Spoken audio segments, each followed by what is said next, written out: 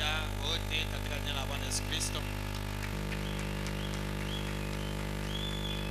Votre soutien, pour votre présence. Juu ya kutusikimiza kwenu na wepo yenu vile mnakuja. Vous savez, souvent, quand même parfois nous disons, si vous partez, on pêchera au bois. En réalité, on ne veut pas que vous partiez, on veut que vous soyez là. Kwa maana mnajua hata saa zingine tunakalaka na miambia asema hata kama mwe wenyewe mnatoka tutahubiri hata kwa bichi. Haina sisi tunasemaka mwende. Si vous n'êtes pas là, Kama muna hapo hatutahubiri. Dieu vous bénisse. Mungu awabariki. Nous vous aimons et nous vous apprécions beaucoup. Hapo tunavipenda na tunafurahi sana na Mungu. Parce qu'il y a des personnes qui sont venues pour la première fois aujourd'hui. Eti kuna wageni wale wanakuja mara yao ya kwanza leo. S'ils sont là, ils peuvent se lever pour qu'on puisse les saluer. Kama wako hapo wanaweza kusimama tuwalamkie. Hommes, femmes, filles, garçons qui sont venus pour la Mume, première fois. mke, kijana, binti. Levez-vous Wamekuja partout, kwa vous mara êtes. kwa. Levez-vous de partout où vous êtes. Simame pasi yote mwiko. Levez-vous. Simame. C'est juste pour vous saluer et vous apprécier. Juu ya kumilamkia tu. Acclamez encore très fort pour eux. Furahi na mwe. Washangilie tena sana. Merci. Asante.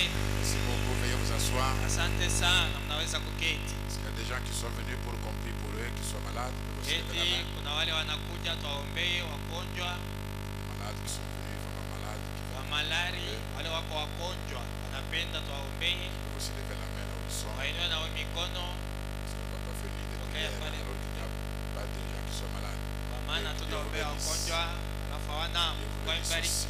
Kwa ibariki pia. Ici, je vais vous demander d'être attentif parce que je ne serai pas long. Na pale nitamilomba muwe na angalisho, sitavirefusha sana. Pas juste pendant quelques minutes Nasema tu madakika chache pour essayer d'élever votre foi, hivi pate kupima kupandisha imani yako aussi saisir quelque chose. na ushike kitu fulani. Et que nous voulons vous montrer comment et par qui on peut enlever toutes les malédictions. Tunapoenda na kumionyesha namna gani na kupitia nani wanaweza kukondoshea laana. Nous voulons aussi apprécier l'hospitalité de notre pasteur, Tunafurahi tena na wema wa pastori wetu, nous avoir accordé cette opportunité kwa hivyo anatupatia hii bahati de pouvoir tenir ces réunions dans cette église. ya kupata kufanya hii mikusanyo ndani ya hii kanisa. Je veux aussi apprécier tous les hommes de Dieu Nafurahia pia watumishi wote wa Mungu qui sont venus prendre part à ces réunions. wenye wamekuja kushiriki hii mikusanyo. Leur présence nous soutient et nous oint.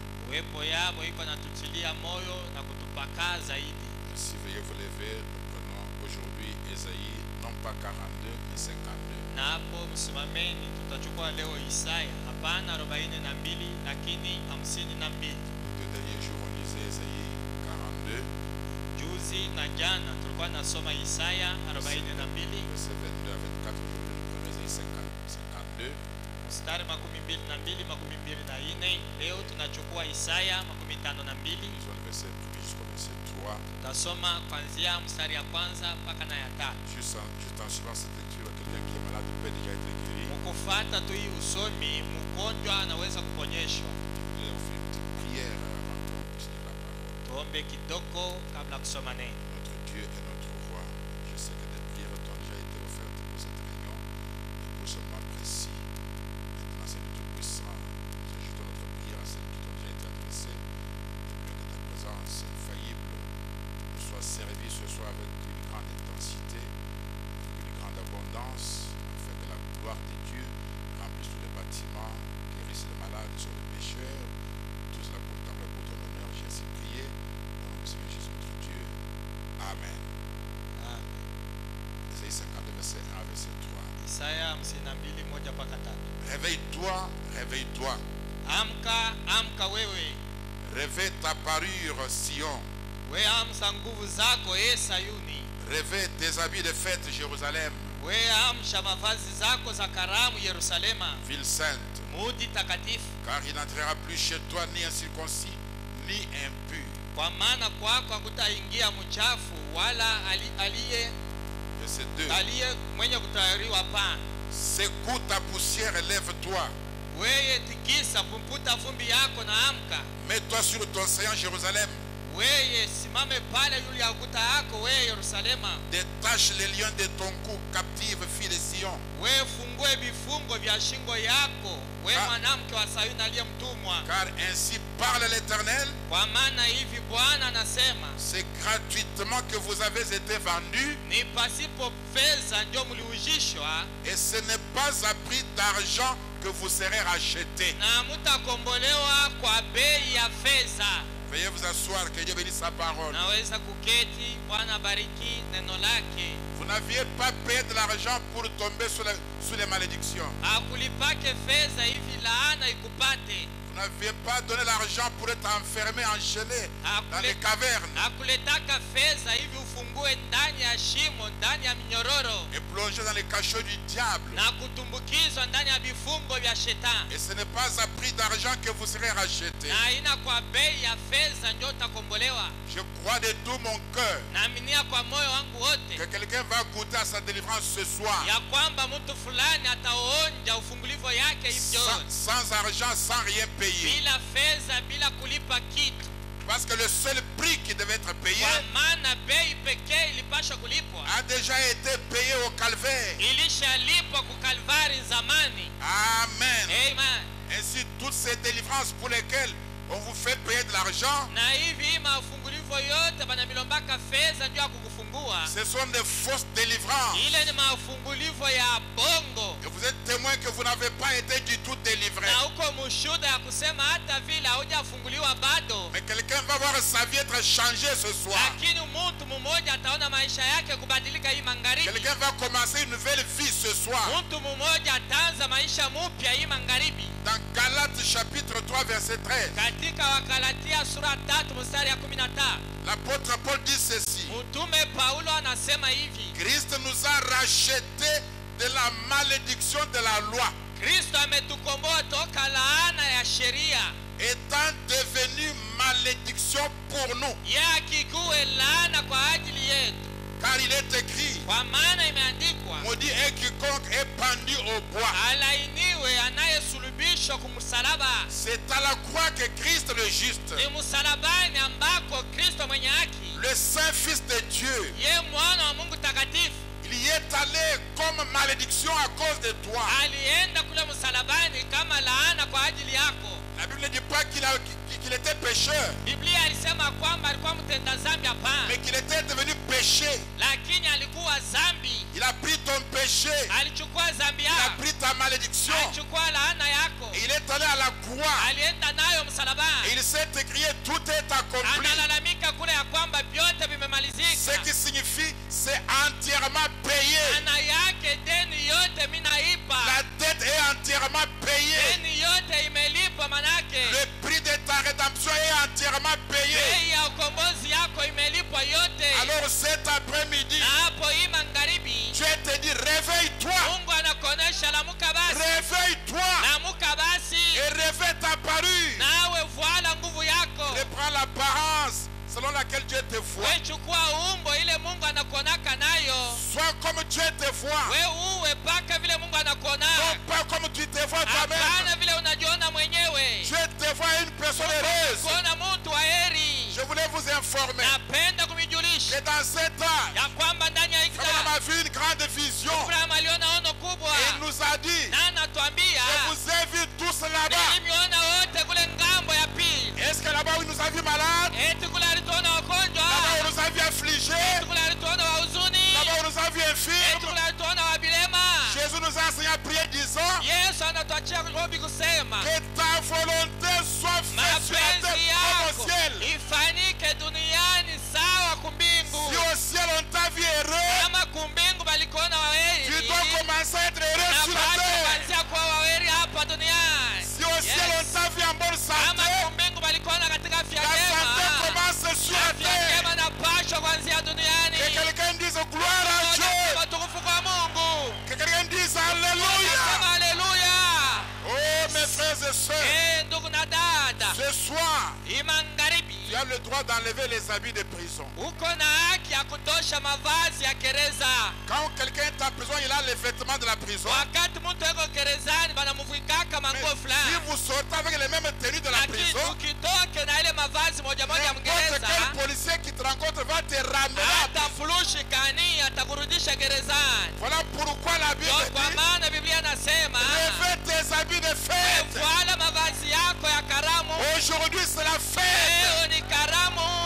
Enlevez les habits de la Ondosha maladie, mavazi ya magonjwa. les habits de la malédiction, Ondosha mavazi ya les habits laana. du péché, Mavazi ya les habits de dhambi. la souffrance. Mavazi ya Porte mateso. les habits de fête, Mavazi, vala mavazi les ya habits karamu. de joie Mavazi et ya de furaha. délivrance. Na ya Gloire à ufungulivu.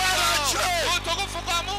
Oui, mes frères et sœurs, Hiyo ndugu na dada. la Bible dit secoue-toi. Biblia inasema jitikise Je kwanza. ne sais pas si quelqu'un est avec moi. Siwe kama muko hapa. Quand on dit secoue-toi, toi tu fais comme Wanaposema jitikise, wewe nafanya nini? secoue-toi Jitikise. et enlève la poussière. Naondosha mavumbi. Ce soir, Hii magharibi. même si tu étais tombé avant de venir, Hata kama ulianguka kabla kuja. oublie cela. Sababu ile Enlève kuanguka. la poussière Osha mavumbi. et lève-toi Wewe et amka. mets-toi en marche. Na wewe tembea ba. Oui, mes frères et Hiyo sœurs, ndugu na dada. c'est l'exacte vérité. Hiyo ni kweli kamili. Porte les habits de fête. Vala mavazi ya karamu. Amen. Amen. Lève-toi, Amka basi. mets-toi sur ton séant. Wewe uwe pale muumbo yako. Écoutez, Nasikia. détache les liens de ton cou. Ondosha minyororo kunshingo yako. La délivrance, tu commences par te délivrer toi-même. Ufungulivu yako uko nanziamo we mwenyewe. En détachant tes liens de ton cou. Mukondosha ile mnyororo kunshingo yako. Est-ce que quelqu'un qui a les liens, est-ce que vous comprenez de quoi je parle? Eti mtu leko na Quels minyororo. que soient les Unanielewa? liens qui sont avec toi, Aizuri ile minyororo iko nawe. tu peux les détacher toi-même ce soir. Unaweza kuiondosha we mwenyewe hii La magharibi. délivrance, tu commences par te délivrer Ufungulivu toi-même ce yako soir. uko nanziamo we mwenyewe hii magharibi. Après que nous parlons sur comment enlever les malédictions. Alafu tunaposemezea jinsi gani kuondosha C'est malaana. en acceptant le Seigneur Ni Jésus-Christ mkumukubali Bwana Yesu Kristo comme votre sauveur personnel, kama mwokozi wako binafsi. comme celui qui est devenu malédiction pour vous. Kama mwenye alikuwa laana pafasi yako. Et ensuite, Na kisha en détachant les liens de ton cou, mukondosha ile minyororo kunshingo yako. en proclamant toi-même ta délivrance, Ukutangaza we mwenyewe ufungulivu en yako. confessant toi-même ta guérison. Ukukiri we mwenyewe uponyaji yako. Écoutez ce que dit l'apôtre Paul Usikie kile mtume Paulo dans anasema. Romains 10, verset 10. Warumi 10 mstari ya 10. Êtes-vous avec moi? Mkwapo Il dit car kwa maana c'est en croyant du cœur ni mkuaminia na moyo qu'on parvient à la justice. ndio nafikia kuhaki, Mais lakini c'est en confessant de la bouche ni mkukiri kwa kinywa qu'on parvient au salut. ndio nafikia kuokovu, Selon ce que dit l'Écriture. kufatana na kila andiko linasema. C'est que si tu crois seulement dans ton cœur que tu es guéri, Kama tu moyoni mwako naamini ya kwamba unaponyeshwa, tu parviens seulement à la justice. unafikia tu kuhaki, Mais tu ne seras pas guéri. lakini hautaponyeshwa. Mais c'est en confessant de ta Lakini bouche. ni mkukiri kwa kinywa yako. Est-ce qu'on est ensemble? Eti tuko hapo. En confessant de ta bouche, Mkukiri na kinywa c'est alors yako qu'on parvient au salut. ndio pale utafikia Qu'on kuokoka, parvient à la ndio délivrance. pale unafikia kufungulivu. Il dit encore dans 2 Corinthiens Anasema 4, tena katika Wakorinto wa pili 4 verset 13. mstari ya 15. C'est mon verset chéri, l'un de mes versets chéris de la Bible. Ni moja wa mistari yangu mimi napendaka sana ndani ya Biblia. Écoutez, Usikie 2 Corinthiens 4, verset 13. Wakorinto wa pili 4 mstari ya 15. Et comme nous avons le même esprit de foi qui est exprimé dans cette parole de l'Écriture, Na vile tuko na roho moja ya imani yenye kusemewa ndani ya hii neno ya maandiko. j'ai cru, c'est pourquoi j'ai parlé. Miliaminia ndio kwa maana mimi nasema, Nous aussi nous croyons. na she tuko naaminia, Et c'est pour cela que nous na parlons. ndio kwa maana tuko nasema. Amen. Amen. Si vous croyez, Kama unaamini, vous devez parler. unapaswa kusema. La foi muette n'existe pas. Imani yasiyo kusema ikalakeko. La vraie foi, elle parle. Imani ya kweli inasemaka. Je me souviens quand, dans le temps là, Ninakumbuka zamani j'avais acheté un permis de conduire. nilinunua permi ya kulula nayo ya Alors que je n'avais bashoferi. même pas $10 pour acheter un vélo. Na pale mimi sikuwa hata na makuta ya kuuza hata mupeto ya Je nginga. l'ai gardé beaucoup de temps. Nilichunga sana. Et la chose ne changeait pas. na mambo haikuwa yanabadilika. Alors j'ai compris cette écriture. Na mie kuelewa hii, Je suis venu à l'église un dimanche que je prêchais. mina kuya kanisa juma moja mimi nilikuwa nahubiri. J'ai sorti mon permis de conduire. Mina tosha permis yangu. J'ai dit, est-ce qu'on peut payer un permis de conduire pour marcher à pied? Mina sema eti tunaweza kununua permis ndio kwanza kutembea mkulu. Je dois conduire une voiture. Na pasha kubulula gari. Parce que quand vous croyez, vous devez parler. Utakapoaminia unapasha kusema. La femme syrophénicienne, Ule mwanamke Mserofenisia, quand elle est allée voir Jésus, bali alienda kamwona Yesu. elle a dit, fils de David. Asema mwana wa Daudi. Jésus n'a même pas prêté attention. Yesu ashikumwangalia hata. Si elle s'était tue, Kama alinyamashaka, on aurait une autre Bible. tungekuwa na Biblia ingine. Vous êtes avec moi? Mko hapo? Maintenant, elle continue. Sasa naendelea. Seigneur, Bwana, mon fils est malade. mtoto wangu ni mgonjwa. Jésus la regarde. Yesu anamwangalia. Il dit, il n'est pas bon de donner le pain aux chiens. Abistahili mikate ya watoto kuwekea imbwa. Si elle avait gardé silence, Kama alibakia kimya, en croyant seulement la parole dans son cœur, kuaminia tu ile neno moyoni mwake, nous aurions une autre Bible. tungekuwa na Biblia ingine ya kuachana na Elle hii. a continué. Anaendelea. Elle dit, maître, Asema mwalimu, mais les chiens lakini waimbwa sous la table chini ya meza mangent les pains. anakuraka kama manchenge. Écoutez, Jésus n'a pas dit, Yesu ashikusema à cause de cette foi dans ton cœur. kwa ajili ya ile imani ndani ya moyo wako, Jésus a dit, à cause de cette parole. kwa ajili ya hii neno. Non, tu peux prononcer une parole ce soir Unaweza kutamka neno hii qui magharibi fait descendre Dieu yenye itamshusha Mungu et t'accorde la na délivrance. anakupatia fungulivu. Que quelqu'un dise à votre voix, je suis libre, Asema je suis libre, je suis libéré, je suis libéré, je suis sauvé, je suis sauvé, je suis guéri. je suis guéri. Gloire à Dieu. Gloire à Dieu. Alléluia. Yes. Amen. Ce soir, Malingine, quelqu'un doit se dire lui-même. Même si tu es sur les béquilles ce soir, hata kama uko natembea na miti tu peux te libérer des béquilles. unaweza kuachana naye. Yes. Tu peux te lever et marcher. Unaweza kusimama na kutembea. Ce soir, Idio. tu peux te lever toi-même et marcher. Unaweza peke yako Dieu kusimama a na dit, kweli. lève-toi, Mungu anasema amka. mets-toi sur ton séant, Wewe uwe mwalia. tes habits de fer. Wewe vala mavazi yako ya kara. Oh, mes frères et sœurs, Ndugu na dada. autrefois, Zamani Satan t'avait pillé. shetani Il alikunyang'anya. avait volé ta santé. Aliiba afya Il a yako. volé ta maternité. Aliiba uzazi Il a wako. volé ton bonheur. Aliiba wema Il a yako. volé tout l'agenda de Dieu pour Aliiba toi. matengenezo yote ya Et Mungu personne yako. qui dise Na restitue. hakuna wa kumwonesha Personne rudisha. qui te délivre. Hakuna wa Tu as kukufungua. payé de l'argent. Napoteza fedha. Tu as jeûné 40 jours. Wewe unafunga chakula Les msiku choses n'ont jamais mwingine. changé. Mambo hayabadilika. Et ce soir, Lakini c'est le soir de ta délivrance. magharibi ya ufungulivu yako. Oui, mes frères et sœurs. Hiyo ndugu na dada. Ce soir, il y a quelqu'un qui va dire à Satan, Hii magharibi kuna ule atamwambia shetani. Satan, restitue. Shetani rudisha. Restitue. Shetani rudisha. Il va restituer. Na atarudisha kweli. Oui, mes frères et sœurs. Hiyo ndugu na dada. Son nom, c'est le Seigneur Jésus. Jina lake ni Bwana Yesu Kristo. Est-ce que quelqu'un peut dire, Eti kuna ule anaweza merci kusema, Jésus. merci Jésus. Merci Jésus pour ma délivrance. Merci Jésus pour ma délivrance. Je suis libre. Je suis libre. Libre du péché. Libre du péché. Libre des malédictions. Libre de malédiction. Libre des béquilles. Libre de béquilles. Libre de la chaise roulante. Libre de la chaise roulante. Oui, mes frères, c'est ce que Dieu vous Hiyo bénisse. ndugu na dada, Mungu Et Dieu vous amebariki. provide cela. Amen. Mungu amebariki vile mnasema hayo. Oh, mes frères et sœurs. Ndugu na dada, Écoutez, je vais lire Frère Branham ici. musikie nisome ndugu Branham. Dans le message, les œuvres que je fais rendent témoignage. Katika ujumbe matendo nifanyayo iko na shuhudia. Il a prêché le 16 février 53. Ya mtarehe 16 Februari mwaka 55. Écoutez la formule pour votre délivrance. Musikie kia kutumikisha juu ya ufungulivu. Au point 11.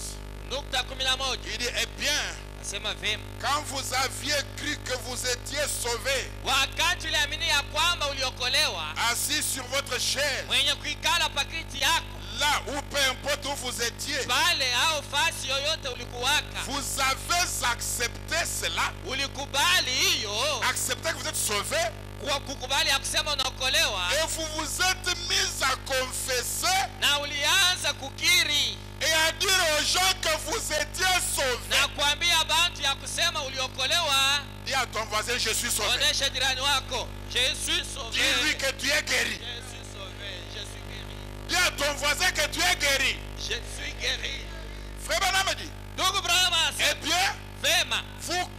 vous ne dites pas seulement une fois, vous continuez à dire, Hapana tu mara moja, unaendelea na kusema je suis sauvé. niko mwenye kuokolewa. Ton voisin peut regarder. Jirani wako anaweza kuangalia. Branham me dit, les gens ont dit, Branham anasema bantu walisema il n'y a aucun changement en vous. hakuna mabadiliko hata moja ndani yako. Dites-lui qu'il y a déjà un changement. Sema kulisha kuwa mabadiliko. Il y a déjà un changement. Kulisha kuwa mabadiliko. Les gens vont dire, Bantu watasema il n'y a pas de changement en vous. hakuna mabadiliko ndani Mais yako. vous avez dit qu'il y en avait. Unaamini ya kwamba ilikuwa yako. Le fait d'être ici, c'est déjà un changement. Mpaka hivi tu unafika hapa ishakuwa ni mabadiliko. Ne regardez pas aux sensations. Hapana kuangalia masisimuko. Ne prêtez pas attention à ces douleurs. Hapana kuangalia ile maumivu. Détournez vos autres fiches médicales. Hapana kuangalia ile ficha ya unganga. Là où le médecin a écrit incurable. Penye mganga alisema huwezi kutunzika. Ne regarde pas à tes petites jambes. Hapana kuangalia miguu yako inakonda. Ne regarde pas aux années de ta stérilité. Hapana kuangalia miaka ya utasa. Dites ce soir, il y a un changement. Sema hii magharibi kuna mabadiliko. Il y a un changement. Kuna mabadiliko. Oh, mes frères et sœurs. Ndugu na dada. Frère Branham me dit, est-ce vrai? Ndugu bana sema eti ni kweli. Et vous avez continué à faire votre confession. Na unaendelea paka na kukiri. Est-ce que vous avez, on est ensemble? Eti tuko pamoja. Pendant que je prêche là, vous dites dans votre cœur. Hapa Et de niko votre nena bouche. kubii. Vous dites aujourd'hui, c'est Enda mon usema jour. kwa kinywa yako asema leo Aujourd'hui, ni c'est yangu. mon jour. Leo ni Dites au yangu. diable, Onesha tu as shetani. longtemps joué. Unacheza Et sana. aujourd'hui, Leo. j'en finis avec Leo toi. niko namalizana na Aujourd'hui, wewe. c'est mon jour. Leo ni siku yangu Vous dites shetani. toujours ça. Ende tunakusema vile. Amen. Yes, amen. Il dit, Anasema et peu après, na dakika baadaye cela produit la justification. ile inatosha kuhesabiwa haki. Et tous vos voisins Na wajirani Et tout le wote monde na bantu wote savent maintenant que vous êtes hapa sauvés. hapa najua ya kusema unaokolewa, Mais vous n'êtes pas sauvés quand ils ont su que vous êtes sauvés. lakini wewe hauokolewe pale bo banaona Vous pana. étiez sauvés depuis que vous avez cru et Uliokolewa. avez confessé. Tangia wewe kuaminia na kukiri ya kusema unaokolewa. Amen. Amen. Eh bien, qu'est-ce qui s'est passé? Vema, ni nini natendeka? Qu'est-ce qui vous a changé? Ni nini nakubadilisha? Parce que je crois de tout mon cœur Kwa maana mimi naaminia na moyo wangu que wote quelqu'un est déjà changé ici. ya kwamba mtu mmoja alishabadilika hapa. Quelqu'un sent déjà différemment ici. Mtu mmoja anashikia vya Différemment de kwacha. comment il est venu. Anachana na vile alikuja. Il dit, Anasema qu'est-ce qui s'est ni passé? nini Et qu'est-ce qui natendeka? vous a changé? Na nini nakubadilisha? Jésus-Christ Yesu Kristo est le souverain sacrificateur yeye kuhani mkubwa de votre ya confession, kukiri yako de ce que vous dites, ya kile unasema, pas de ce que vous gardez dans le cœur. hapana kile unachunga moyo. Ce soir, ne gardez pas dans le Hii magharibi cœur. hapana kuchunga moyo. Croyez du cœur Naaminia na et moyo vous parlez. na unasema. Croyez dans le cœur Naaminia ndani et ya vous moyo parlez. na unasema. Amen. Yes, On va amen. prêcher ensemble ce soir. Tunapasha kuhubiri pamoja hicho. Prêchez aussi là où vous êtes. Na wewe hubiri pale wiko. Faites votre bruit comme vous voulez. Fanya makelele yako vile unapenda. Que quelqu'un ne vienne pas vous déranger. Hakuna mtu ule anapenda Diable, ne kuzushi. dérangez pas mon église ce soir. Shemasi, hapana kuhangaisha Si kanisa yako. quelqu'un se lève et crie sa Kama guérison, mtu analalamika quelqu'un se lève et ufungulivu crie sa yako. délivrance, Mtu anasimama mais analalamika ne dites ufungulivu pas vous yako. déranger la prédication. Hapana kusema huko anavuruka Oh, maombi. c'est ça l'ordre aujourd'hui. Njoo mpango leo. Tu vas prêcher toi aussi là où tu es. Unapasha na wewe kuhubiri pale wiko. Tu dis, je suis guéri. Nasema Je minaponyeshwa. suis sauvé. Ninaokolewa. Je suis sauvé. Ninaokolewa. Même si ton voisin te dit, Hata kama jirani mais anakuonyesha. juste en venant ici, je t'ai vu. Paka mkukuya hapa Il sibiri dit, kuona. ça c'est quand tu m'avais vu là. Namuonesha ile ni paka Mais pale à unaona. l'instant ici, Hapa tuko nasema na je wewe. suis sauvé. Je Ninaokolewa. suis guéri. Je Ninaponyeshwa. suis béni. Ninabarikiwa. Alléluia. Amen. Je suis béni. Ninabarikiwa. Jésus-Christ Yesu est le souverain ni sacrificateur kuhani mkubwa de votre confession. wa vile uko nasema. Il est assis à la droite du Père, Naketi kukuume kwa Baba. Écoutez. Msikie. accomplissant ce que vous confessez. Akitimize vile uko nasema. Pas ce que vous gardez dans le cœur.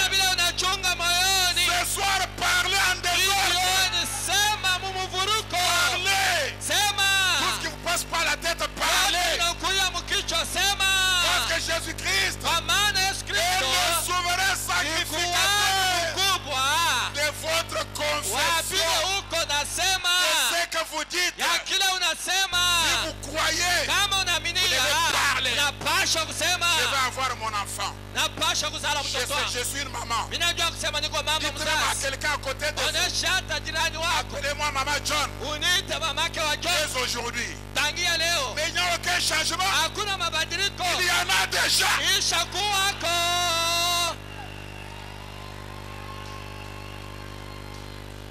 Oh mes frères et sœurs. Ndugu na dada. Jésus n'accomplit que ce que vous confessez. Yesu eko naenesha mpaka kile wewe unasema. N'ayez peur de rien. Hapana kuogopa kitu. Si vous voulez des millions, nous en avons besoin. Kama unapenda mamilioni tuko naitafuta. Dites je suis millionnaire. Sema niko millionnaire. C'est pas un problème.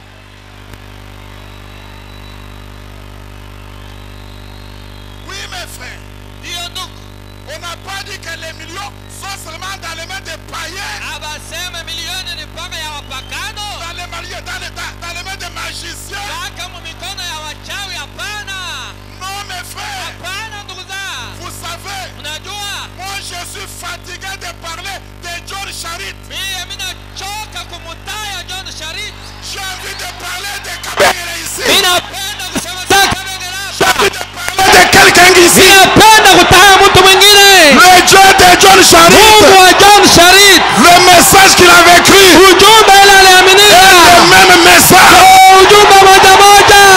Oui, mes frères et sœurs. Ndio ndugu na dada. N'ayez pas peur ce soir. Hapana boka magharibi. Si tu veux une maison, Kama unapenda nyumba. ne regarde pas ta poche. Hapana kuangalia mfuko yako. Si tu veux une voiture, Kama unapenda gari. ne regarde pas ton travail. Hapana kuangalia kazi yako. C'est pas le travail qui fait quelque chose. Kazi ndio atafanya mambo. Jésus-Christ Yesu Kristo. est le souverain sacrificateur de votre confession. Yes. Oui, mes frères et Ndio sœurs. ndugu na dada.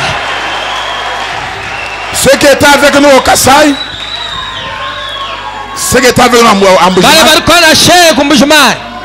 mon temple n'était pas comme le vôtre ici. Hekalu yangu haikukuya saa hii yenu. Il y avait juste quelques murs là-bas Kulikuwa tu maguta pale chache. qui étaient devenus verts et qui tombaient. Yenye lwama ya mvula ilikuwa ya majani na ilikuwa naanguka. J'ai dit le 11 à 11h11, ce temple sera dédicacé. Mimi nasema tarehe 11 mwezi wa 11 saa ya 11 dakika 11 tutolee hii hekalu. Quand les images sont passées à la télévision, Bale mapicha ilipita ku television. les gens ont dit mais dites à cet homme, Watu wanasema simuelezee ule il bababo. va faire la honte de son Dieu pour rien. Ataleta haya ya Mungu wake bule. C'était au plus fort de la crise économique Ilikuwa mondiale. wakati ya ukosefu sana ya fedha mdunia mzima. La presse m'a demandé, Bale bakurejo bananilomba. tu comptes sur quoi pour Uko faire une telle natumainia déclaration? nini njuu ya kusema hivi? J'ai dit, comme vous me demandez des comptes, Mimi nasema vile mnaniuliza kile mimi natumaini. j'ai deux comptes. Niko na matumaini mbili. Le premier, Ya kwanza, c'est l'Éternel est mon berger, je ne manquerai de rien. Bwana ni mkingo wangu, mimi sitakosa kitu. Et le deuxième, Na ya pili, l'Éternel est un secours qui ne manque jamais Bwana dans le temps de la ni détresse. msaada ile ipusake wakati ya taabu. J'ai dit, Ninasema quand ces comptes seront vides, alors je comprendrai que j'ai échoué. wakati hii matumaini mbili tashindwa, pale na mimi nitashindwa. Mais ce sont des comptes qui ne se vident Lakini jamais. konti ile ibaki yake wazi. Et le 11 Na tarehe à 11h11 minutes, mwezi ya 11 saa ya quand je me suis 11 avancé pour couper les rubans, dakika 11 pale mimi naenda kwa kukata nkamba, les gens ont pleuré. bantu banalia. J'avais l'opposition à l'extérieur et l'opposition même dans l'église. Nilikuwa na bantu bakunipinga inje, hata bamukanisa benyewe. Pasteur, le 11 Tarehe 11 mwezi ya 11. tu vis sur une autre planète ou tu es sur la terre? Uko humu mkasai au huko mbulaya? La foi ne vit pas sur la terre. Imani haikalake pa dunia. La foi est sur une autre planète. Imani iko pasari ingine. Là où l'impossible devient Pale possible. kisiowezekana kinawezekana. Mais quand même me disait pasteur, Waaminifu walikuwa wananiambia mchungaji, Vous savez, Unajua mambo Dieu ingine. avait dit à Frère Branham Mungu alimwambia ndugu qu'il Branham aura Joseph. ya kwamba atamzala Puis Yosef, Sarah est venue. anakuwa kuzala Sara. Mais Joseph a fini par venir. Joseph alikuja kumwisho. Donc le 11-11 c'est Ile Sarah. tarehe 11 mwezi wa J'ai dit 11. non, ce n'est pas comme ça. Inasema hapana bina vile. 11-11 dédicace. Tarehe 11 mwezi 11 tuko natolea. Et le 11-11 on a dédicacé le Na 30. tarehe 11 mwezi wa 11 tunatolea. Donc j'ai une idée de quoi je parle. Ni kusema hapa mimi namiambia, mimi Est-ce que sema tu quelqu'un est avec moi? kusemanganya. Mimi na hiyo kenye mimi Frère Branham nasema. dit, Uko hapo. Ndugu Branham anasema, acceptez-le comme votre guérisseur. mwewe mumkubali Yesu kama mponyaji wako. Renoncez à vos sensations. Katala wasisimuko yako. Ce n'est pas par les sensations, Haina kwa masisimuko, mais c'est par la foi. lakini ni kwa imani. Et la foi part. Na imani nasemaka. Et quand elle part, Na wakati tout nasema se tait. vyote vinanyamasha. Frère Branham dit, Ndugu Branham anasema, dites sema que vous êtes guéri. ya kwamba umeponyeshwa. Croyez de tout votre cœur que vous êtes guéri. Aminia na moyo wako yote ya kusema naponyeshwa. Maintenant, suivez l'autre étape. Sasa mfuate hatua nyingine. Croyez, Unaaminia? vous dites. Unasema. Maintenant, voilà l'étape la plus importante. Sasa muone hatua ya bei sana. Il dit, Anasema, agissez comme si vous êtes guéri. waanza kutenda kama ya kusema unaponyeshwa. Est-ce que quelqu'un qui est guéri garde la main à la joue? Eti mwenye kuponyeshwa nikalana mkono kulichafu. Agissez comme si vous êtes guéri. Tenda kama ulishaponyeshwa. J'ai dit ça à Kasumbalès, on était avec Jean-Jacques là. Nilisema ile ukasumalesa tulikuwa na On avait Jean-Jacques. un garçon de 28 à 32 ans. à peu Alileta près. kijana wa miaka 18 On avait fait asseoir sur une 30. chaise. Mamwikalisha pakiti. Quand j'ai dit agissez comme si vous Wakati êtes guéri, nilisema tenda kama ulishaponyesha. il a tenté de vouloir se lever. Anapima kusimama. Sa mère et le voisin voulaient la Na soutenir. mke na wajamba J'ai dit ne le soutenez pas Anasema mumwache avant qu'il ne tombe. kabla ya Une kuanguka. main invisible va le soutenir. Mkono usioonekana tamsikiliza. On l'a fait asseoir. Mamwikalisha. Quelques minutes après, Dakika chache baadaye il s'est levé. anasimama. Il est resté debout Simama bwi. pendant quelques minutes. Dakika chache. Puis il s'est assis. Kisha anaikala. Puis il s'est levé. Kipanda anasimama. Et il a marché. Na anatembea. Et il a marché. Na alitembea. Et il a marché. Na alitembea. Et c'est terminé. Na ililisha. Il a marché. Alitembea.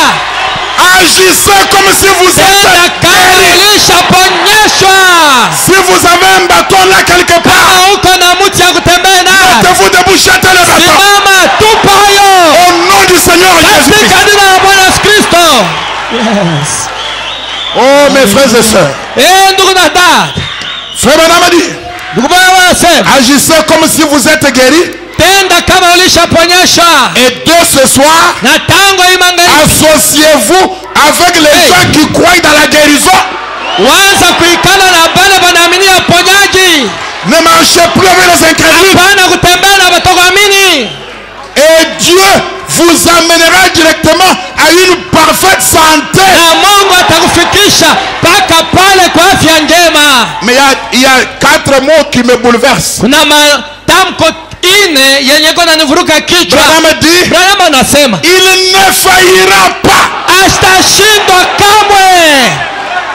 Donc si quelqu'un se lève et il tombe, Kusema kama mtu c'est que Dieu a failli. kusema Mungu anashindwa. Ça c'est pas mon problème. Ile haina mambo ya. Moi je ne suis responsable que de dire la parole. Mimi niko na uzito mpaka ya Si kila mtu quelqu'un anasema se lève et maneno. qu'il tombe, Kama mtu anasimama na c'est que la parole a failli. kusema neno anashindwa. Mais moi je crois Lakini mimi que naamini cette parole kwamba ne ile faillira jamais. atashindwa kamwe. Oh mes frères et sœurs, Ndugu na dada, que quelqu'un dise encore, mtu mmoja aseme je suis sauvé, je suis sauvé, je suis guéri, je suis guéri, je suis béni, je suis béni, je suis heureux. je suis heureux.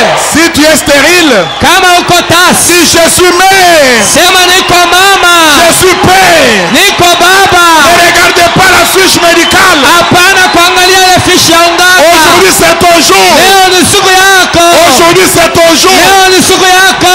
Pas le jour de quelqu'un Hata d'autre. siku ya mtu mwingine. C'est pour ce jour Ni juu ya hii siku que Dieu t'a gardé en vie. ndio Mungu alikuchunga mzima. C'est pour ce jour Ni juu ya leo que hii Dieu a mis sur le cœur de cet homme ndio Mungu aliweka mumoyo ya de pastor d'arranger ces réunions. akuyatengeneza hii mikusaa Qui pour les hommes ce n'était pas bien préparé. yenye juu ya bantu abaitayarishwe vema. Mais Dieu n'est pas toujours dans notre préparation. Mungu ashigarake tu mu matayarisho yetu. Les choses de Dieu ne marchent pas parfois avec les Mambo autres. ya Mungu saa zingine haitembeake na sheye. Moi je crois de tout mon cœur Mimi naamini na moyo wangu wote que Dieu est ici ce kwamba soir. Mungu yuko hapa hivyo. Je le sens. Mimi namshikia. Est-ce que vous le sentez aussi? Tunamshikia na Dieu wewe. est ici ce soir Yuko hapa hivyo. pour ton salut, Ndio pour wokovu ta yako. délivrance, pour ta guérison, pour ton changement complet. mabadiliko yako yote.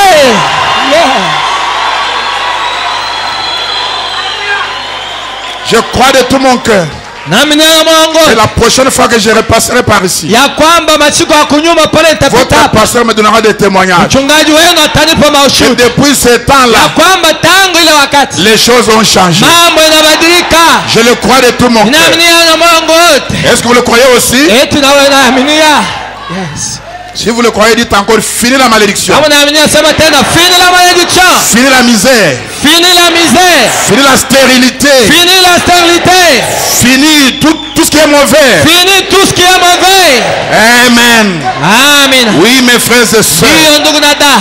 c'est l'exacte vérité. Ni ukweli hakika. Ce que vous dites là, Kile Mungu anasema pa. Jésus prend ça. Yesu yuko anachukua. Il amène ça devant le Père. Anaipeleka mbele ya Baba. Écoute la confession de ton enfant. Sikia kukiri kwa mtoto yako. Accorde-lui cette guérison. Umupatie ile ponya. Depuis quand le Père a-t-il refusé la requête du Fils? Tangu wakati gani baba ashakatalaka ombi ya mwana? Depuis quand? Tangu siku gani? Ça ne s'est jamais fait. Haijafanyishikaka. Amen. Amen. Est-ce que quelqu'un sent un changement réellement? Eti kuna ule anasikia mabadiliko ya kweli. Réellement, qui lève la main. Mabadiliko ya kweli, inua mkono. Que Dieu vous bénisse. Mungu amebariki. Maintenant, je vais récupérer ceux qui n'ont pas été gagnés dans la première partie. Sasa niko narudilia ama niko kote bali Parce que c'est abakushikia la mabadiliko ya délivrance kwanza. massive ce soir. Kwa maana kutakuwa ufungulivu ya kuwingi hii magharibi. Par qui on va enlever ces malédictions? Ni kupitia nani tutaondosha hii Le malaana? diable peut vous jeter un mauvais sort, Shetani anaweza kutupia laana, mais il ne peut pas l'enlever. lakini hasiwezi kukutosha hayo. Il peut vous donner une maladie. Anaweza kutuka Il ugonjwa, peut placer sur vous une malédiction, anaweza kutamka laana juu yako, mais il ne peut pas l'enlever. lakini hasiwezi kuiondosha. Dans l'Ancien Testament, Mwakano la il kale n'y avait que deux personnes kulikuwa tu watu wawili qui pouvaient enlever les malédictions. benye balikuwa na uwezaji wa kuondosha laana. C'était Moïse et Aaron, Ilikuwa Musa na Haruni, le prophète et le souverain sacrificateur. nabii na kuhani mkubwa. Je veux dire le prophète et le pasteur. Maana yake nabii na mchungaji. Frère Branham dit, Ndugu Branham anasema dans le message, tenez-vous tranquille. katika ujumbe msimame kimya, 18 mai 57. tarehe 18 Mei mwaka wa 15 Au na point saba 104, il dit ceci. kifungo 104 anasema, Mais afin que les gens puissent savoir que cet esprit qui peut connaître les secrets de cœur lakini hivi bantu bafikie mkujua kwamba hii roho yenye inaweza kutambuka masiri za mioyo est aussi Christ qui guérit. yenyewe ni Kristo mwenye kuponyesha. Et nous savons que le diable Na tunajua kusema shetani n'a pas le pouvoir de guérir. ana na mamlaka ya kuponyesha, Il ne peut pas guérir. asiwezi kuponyesha. Pourquoi? Kwa nini? Parce que Dieu a déjà dit, Kwa maana Mungu alishasema, je suis l'Éternel qui te guérit de toutes tes maladies. niko Bwana mwenyeko na kuponyesha kwa magonjwa yote. Donc Satan ne peut pas guérir. Maana yake shetani hawezi kuponyesha, Tout comme Jeannès et Jambres mpaka vile Janes na ne Yambresi pouvaient pas ôter les malédictions, abangewezaka kuondosha laana opérer la guérison. na kutenda uponyaji, Ils pouvaient susciter des maladies baliweza kulamusha magonjwa parce que c'était du diable. kwa maana ilikuwa inatokea kwa Mais shetani, ne peut pas les ôter. lakini abangeweza kuiondosha. Moïse et Aaron seuls, Musa na Haruni peke yabo, seuls. bo peke. Même ton père qui t'avait maudit ne peut pas enlever cette malédiction. Hata baba yako ule alikulaani, asiwezi kuondosha ile laana. Moïse et Aaron seuls. Musa na Haruni bo Tu peke. vas arranger avec ton père, Unaweza kutengeneza avec ta mère et baba toutes ces yako choses, na mama yako ile mais mambo pour yote, enlever la malédiction, lakini kwa kuondosha Moïse laana, et Aaron seuls. Musa na Haruni peke yabo Seuls. mpaka boba wili pouvaient guérir, ndio waliweza kuponyesha, pouvaient soigner par Dieu. ndio waliweza kutunza kupitia Mungu, Ils pouvaient ôter le fléau aliweza kuondosha mapiko et enlever la na malédiction kuondosha laana. qui Wanani? Moïse et Aaron seuls. Musa na Haruni mpaka boba wili. Amen. Amen. Les magiciens pouvaient placer la malédiction sur vous, Wachawi wanaweza kutupia laana mais ils ne peuvent pas l'ôter. lakini hawataiondoshaka. Amen. Amina. Êtes-vous avec moi? Muko hapo? Voulez-vous que j'avance encore un peu? Mnapenda nisonge tena kidogo? Moïse, c'est très loin, il faut que je vous ramène un peu plus près. Musa inakuwa mbali sana, tuchofe karibu la huko. Dans Jean 11, Katika Yohana 11 versets 43 à 44, mstari 43 c'est 44 l'histoire de la résurrection de Lazare, vous connaissez ça. na hadithi ya fufuko ya Lazaro, mnajua hayo. Ayant dit cela, Na kisha kusema hivi, il cria d'une voix forte, akalalamika kwa sauti kubwa, Lazare, Lazaro sors! toka, Et le mort sortit. na mufu akatoka. On est ensemble? Tuko hapo? Lazare est sorti de la tombe. Na Lazaro alitoka mkaburi. Mais écoutez dans quel état il est sorti. Sasa msikie, alitoka mahali gani? Les pieds et les mains liés de bandes. Miguu na mikono yenye kufungiwa na nguo. Comment il peut voyager? Les pieds sont liés. Atasafiri je? Lui n'aura jamais de passeport. Ashitapataka passport? Jamais. Kamwe. Il va en avoir comment? Les mains, les pieds sont liés. Je miguu ni yenye kufungiwa? Il n'aura jamais de passeport. Asitapataka passport. Les mains sont liées. Mikono imefungiwa. Il va faire quoi? Atatumika je? Vivant, oui. Mzima ndio. Mais les pieds liés. Lakini miguu yenye kufungiwa. Les mains liées. Mikono yenye kufungiwa. Et le visage enveloppé d'un linge. Na uso yenye kufunikwa kwa nguo Il ingine. ne peut même pas voir où il peut aller. Hatuwezi hata kuona kwa kwenda. Mais Jésus l'a ressuscité. Lakini Yesu alishamfufula. Mais il a les bandes, les pieds, les mains liés. Eko na manguo yenye kufunga kumikono kumiguu. Et le visage enveloppé de linge. Na uso yenye kufunikwa na nguo. Au lieu que Jésus dise, Baada ya Yesu kusema, bande, détachez-vous. mweye manguo mwanguke, Il ne le fait pas. ashifanye. Il regarde. Anaangalia. Il dit au pasteur Élisée Anaonesha mchungaji et alisha. aux pasteurs qui sont là, Na bapasta beko kule. moi je l'ai ressuscité, Mimi nilishamfufua. mais pour couper les bases, Lakini kwa kukata manguo ya afin qu'il mfuko. puisse voyager, Ili asafiri. qu'il puisse travailler, Ili atumike. et voir ce qu'il faut faire, Akona kya kufanya. vous, Mweye. déliez-le. Mumufungule. Je vais vous dire Nitapenda kuniambia que votre délivrance est ici. ya kwamba fungulivo yako iko hapa. Si vous le croyez de tout votre Kama cœur, unaamini na moyo wako wote, votre délivrance est fungulivo ici. yako iko hapa. Dieu a oint des hommes, Mungu anapaka watu, il les a équipés, anawapatia vyote vinapasha. et là il leur a dit, Na anabambi, il leur a donné le pouvoir anawapatia mamlaka de vous délier, ya kumifungua, de vous délier. ya kumifungua bila Je vinamifunga. répète que Jésus vous a ressuscité, Mimi nasema unaona ya kwamba Yesu alishamifufula, mais vos pieds sont liés. lakini miguu yako ni ya kufungiwa. Moi je crois qu'il était capable Wakati pale alikuwa anawezaje? de le regarder seulement comme ça, Pale alikuwa anawezaje kumwangalia tu hivi? et les bandes tombent et le visage est Na ile sur le manguo balimfunga inaanguka yote. tout. Il était Dieu. Alikuwa Mungu, sivyo? Qu'est-ce qui était difficile? Ni nini ilikuwa nguvu Un kumfufula mwenyewe mort mfufula? depuis 4 jours. Tangu masiku yine On anamfufula. a dit qu'il sentait déjà. Banasema alikuwa anaenda na kunuka. Qu'est-ce qui était plus difficile? Nini ilikuwa ya nguvu? De dire aux bandes, coupez-vous, Ya kuonesha tu ile manguo ou de mwanguke les ressusciter. au ya kumfufula. Mais quand il vous a ressuscité, Lakini pale il dit non, akufufula, je ne peux pas tout faire. anasema hapana, siwezi kufanya Et vyote. allez-vous là, Asema mwe pale, déliez-les. mumtoshe hii manguo. Si vous nous croyez, Kama mnatuaminia, nous allons vous délier. tutamfungua. Je répète, Niko na nzululamu. si vous nous croyez, Kama mnatuaminia, nous allons vous délier. tutamfungua.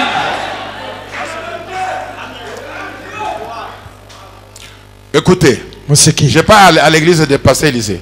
Niko nasema kwa kanisa Pastor. Dieu a dit à frère Branham, Mungu alimuonesha ndugu Branham. si tu amènes les gens à te croire, Kama nafikisha bantu mkukuaminia, Rien ne résiste à la prière. Hakuna kile kitashindana maombi. Même pas le cancer. Hapana hata kansa. Et Élisée était tout le temps ici à vous dire. Na Elisee iko pale na kumwambia. Croyez le prophète. Mwaminie nabii. Croyez le prophète. Mwaminie nabii. Écoutez une autre phase maintenant. Musikie sasa hatua ingine. Nous vous avons amené à croire le prophète Tunamifikisha mkuaminia nabii. pour que vous croyez ce que le prophète dit à notre sujet. Hivi muaminie na bila nabii anasema kutuangalia sheye. Qu'est-ce qu'il dit? Anasema nini? Dans la demeure future, Katika makao au ijayo. point 179, Nukta 197 anasema Jésus a dit la même chose à la résurrection de Lazare. Yesu alisema jambo moja moja wakati Il a dit Lazaro. déliez-les, Asema mfungue. c'est-à-dire changez-les. Kusema mubadilishe. Il était attaché, Alifungiwa. il a dit laissez-les aller. Na anasema mumwache ende. Déliez-les, Kusema mumufungue. c'est-à-dire changez-les. Manake mumubadilishe. Nous allons vous changer. Sema Vous tutamibadilisha. changez ce soir. Tutamibadilisha hii magharibi. La dédicace d'une église, Katika matoleo ya kanisa. Frère Branham dit, Ndugu yangu au anasema point 76, fungu la 76. pourquoi le souverain sacrificateur était-il donc loin? Jua nini kuhani mkubwa amepakaliwa? Aussi bien pour le salut que pour la guérison. Alikuwa anapakaliwa njuu ya wokovu na njuu ya uponyaji. Ça c'est le souverain sacrificateur, Ule ni kuhani mkubwa. pas le prophète. Hapana nabii. Il était loin Alikuwa pour le anapakaliwa salut et pour la guérison. njuu ya uponyaji na njuu ya ufunguzi. Qu'est-ce le souverain sacrificateur? Kuhani mkubwa maana yake ni nani? C'est l'étoile brillante du matin Ni nyota ya kuangaa ya asubuhi qui projette toute la lumière dans les ténèbres. yenye kutumbukiza nuru yote ndani ya kiza. 77. 77. Le ministre qui se tient donc ici Mtumishi mwenyewe kusimama hapa en tant que souverain sacrificateur kama kuhani mkubwa pour prendre la place d'Aaron. ili kuchukua nafasi ya Haruni. Quand je parle d'Aaron, je ne parle pas d'Aaron. Wakati mimi nasemezea Haruni, mimi sisemezea Haruni ule wa zamani. Je parle d'Élisée. Mimi nasemezea Elisee hapa. Si vous ne le croyez pas, Kama mumwaminie, vous allez garder vos pieds liés utabakia na miguu yako yenye kufungiwa et vos mains bandées. na mikono yako yenye kufungiwa. Il dit c'est pourquoi Anasema le souverain le ministre qui se tient donc ndio kwa ici, maana mtumishi mwenyewe kusimama en hapa tant que souverain sacrificateur kama kuhani mkubwa pour prendre la place d'Aaron, ndio kuchukua nafasi ya Haruni. il doit être loin de la communion. Anapasha kupakaliwa na ushiriki. Il ne doit pas dresser une barrière dénominationnelle dans la maison de Dieu. Ashipashe kuweka kifungo ya mazebu ndani ya nyumba ya Mungu. On est ensemble? Tuko hapo? Est-ce que vous en connaissez un comme ça? Eti mnajua wa vile Qui n'a pas dressé de barrière dénominationnelle? mwenye ashikweke kifungo Si vous ya le kimazebu. connaissez, Kama mnamjua c'est votre délivrance aujourd'hui.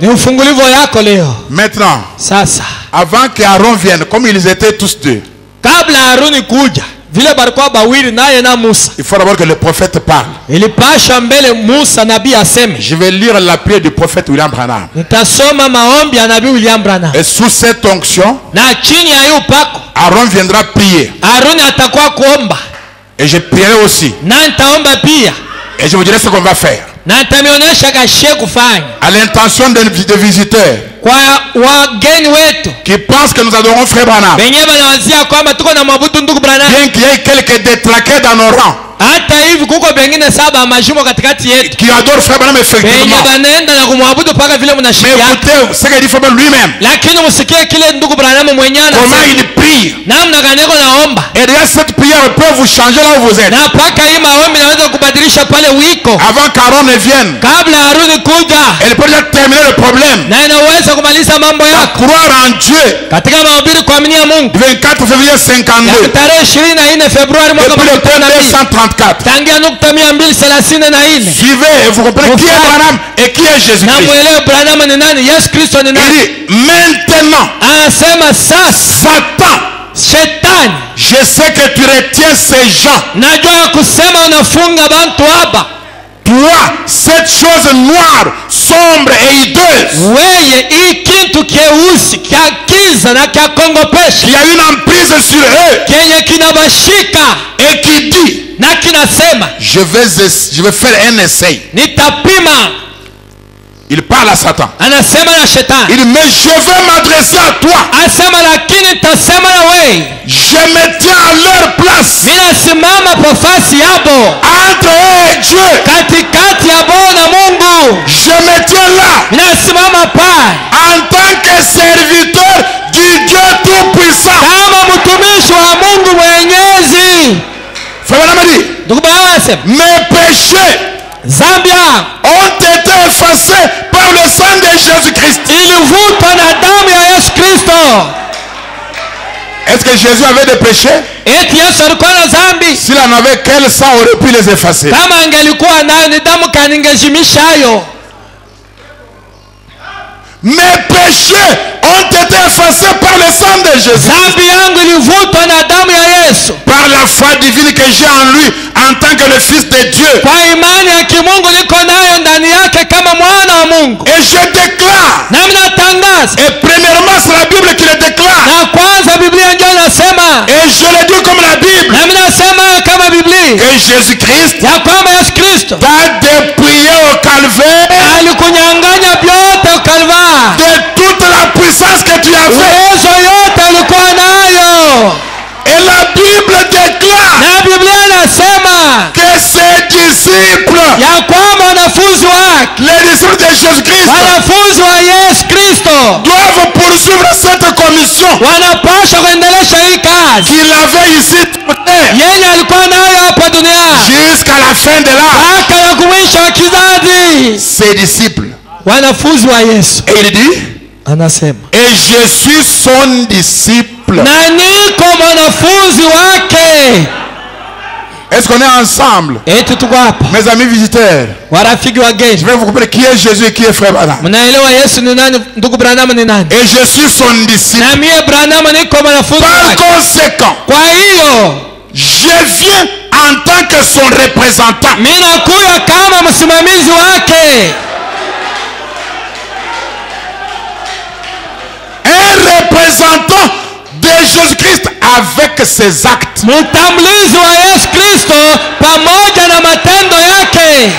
Je suis envoyé à sa place. Nimetumiwa nafasi yake, Et lorsque j'appellerai la personne, na wakati nitaita mtu, ta puissance sera brisée. uwezo yake itavunjika, Et la personne sera libre et sortira. na mtu atakuwa huru na atatoka Et s'en ira d'ici rétabli. na ataenda pamoja kuponyeshwa. Maintenant, Sasa hapa je te défie dans le nom de Jésus-Christ. mimi nakufinga mudina la Yesu Kristo, Je me tiens dans son sang. mimi nasimama ndani ya damu yake. Et toi, Satan, Na wewe Shetani, quitte chaque personne toka pa kila à mtu qui j'impose les mains. mwenye tatilia mikono, Non pas par ma sainteté, hapana kwa utakatifu wangu, pas en mon nom, hapana kwa jina langu, car kwa maana mon nom ne représente rien pour toi. jina langu haikwambie kitu. Ma sainteté ne représente rien. Utakatifu yangu haina na maana mbele yako, Je n'en ai pas. sina nayo. Il dit à Satan, Anamwambia Shetani, et tu ne reconnaîtras pas mon nom, na utatambua jina langu, mais lakini tu reconnaîtras le nom de Jésus utatambua jina la Yesu et tu vas sortir. na utatoka. Et je m'adresse à toi. Nami nasema na wewe Shetani, Je m'engage maintenant dans un défi. hapa sasa mimi najipanga ndani ya fezeo. Écoutez, Musikie, je m'engage maintenant dans un défi ninajipanga sasa ndani ya fezeo contre Satan qui t'avait lié. kupinga Shetani la kufunga. Et si tu essayes de retenir l'un d'eux, Kama unapima kufunga tena hata moja wapo, que la malédiction de Dieu descende sur toi. laana ya Mungu ikushukie. On est ensemble. Tuko hapo Ce soir, hii jioni, tout ce qui était sur toi comme la malédiction yote vilikuwa yule yako sana, retombe sur Satan. vinamwangukia Shetani. Alors toi, tu Amen. es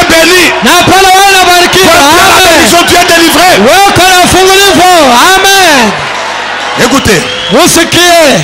Si tu essayes de retenir les deux, Kama unapima kufunga hata moja wao, que la malédiction de Dieu descende sur toi. laana ya Mungu ikushukie. Puisses-tu sortir, Utoke, ôtez ta main de ce chrétien, tosha mkono yako yule wa Kristo, ta main sale et répugnante, mkono yako ya buchafu na yenye kukataliwa, ya bunya, qui afflige les gens yenye kuhuzunisha watu et les rend infirmes et malades. na inawakuisha walemavu na wagonjwa. Ta main qui leur donne ces maladies. Mkono yako yenye kubapatia magonjwa, Ôte ta main au nom de Jésus-Christ. ondosha mkono yako mudina la Yesu Au Kristo, nom de Jésus-Christ, mudina la Yesu le Kristo. Fils de Dieu, Bwana wa Mungu, à vous qui êtes là, kwa moyo Bwana muko je pa, vous demande de vous lever dans le nom na de niomba Jésus msimame mudina la Yesu et Kristo de rentrer chez vous na murudie kwenu parfaitement bien portant benye kwa afya njema, à la gloire de Dieu. utukufu ya Mungu. Levez-vous. Msimame, Même si tu avais des béquilles, hata kama ulikuwa na miti, laissez-les tomber. acha yanguke, Même si tu étais dans la chaise roulante, laissez-les tomber. acha yanguke. Levez-vous. Amka, Parce que ce soir, kwa maana hivyo toute la mesure qui était sur mambo toi yote alikuwa yulia est tombée sur Satan. inamwangukia Shetani. Que quelqu'un dise, je suis délivré, Je suis délivré, je suis béni, je suis je béni, suis délié. je suis délié. Nous avons écouté la prière du prophète. Tunashikia maombi ya nabii. Maintenant, j'appelle notre Aaron. Sasa mimi naita Haruni wetu Il va prononcer quelques mots de foi. atatamka maneno ya imani, Parce qu'ici, nous sommes tous sous son kwa onction, maana sous son ministère. si wote tuko chini ya utumishi wake, chini ya upako wake. Il va récupérer ceux qui n'ont pas été récupérés. Atapatulula bale abakupatululiwe, Il va ôter la malédiction sur vous. ataondosha laana yule yako. Il a le pouvoir de vous délier, Eko na mamlaka ya de kumifungua, vous changer, ya kumibadilisha, de vous laisser vous en aller guérir en bonne santé. na murudie na afya njema. Suivons la prière d'Aaron, Tufate maombi ya Haruni, le souverain sacrificateur. kuhani mkubwa.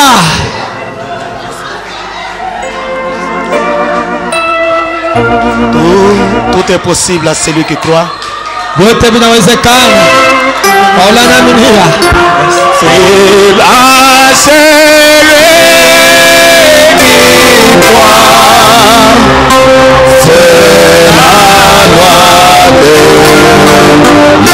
de la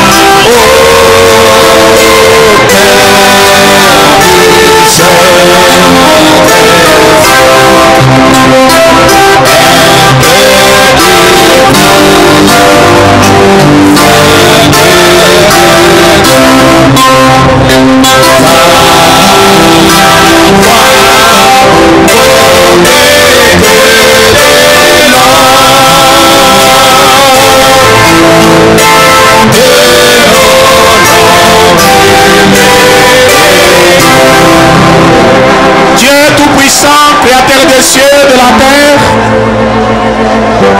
Créateur des visibles et invisibles, Dieu des apôtres et des prophètes, Dieu de William Branham.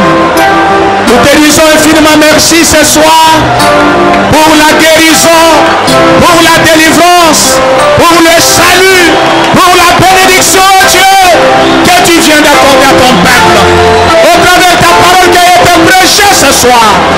Oh Dieu, nous venons devant toi, Seigneur, parce que nous croyons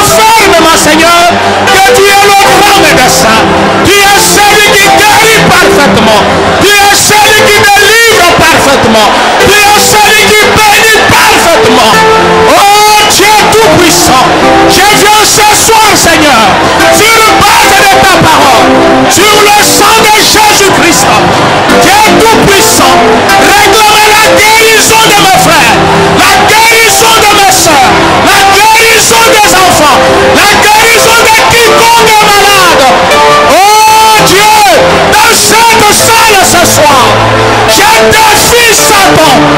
Lui qui a gardé longtemps ces gens liés et enchaînés. Dieu Tout-Puissant, que les liens tombent ce soir. Que les bandes tombent ce soir. Que l'esclavage du diable prend fin ce soir. Oh Dieu. Oh Dieu. Sur les bases de ta parole, lorsque ces chères personnes soient guéries ce soir, soient délivrées ce soir, soient bénies ce soir, je brise chaque lien, je défie chaque puissance, je défie chaque maladie, je défie chaque démon. Au nom de Jésus-Christ, le Fils du Dieu vivant, Satan sort de ces gens, libère leur vie, libère leur santé, libère leur corps, libère leurs esprits, libère leurs âmes, libère leur bénédiction, au nom de Jésus-Christ. Dieu Tout-Puissant, je me tiens dans la brèche ce soir. Je me tiens dans la brèche comme un héros. Que la pluie s'arrête. Que les fléaux s'arrêtent. Que la mort s'arrête. Que le diable lève ce méchant sur ce peuple et sur cette église.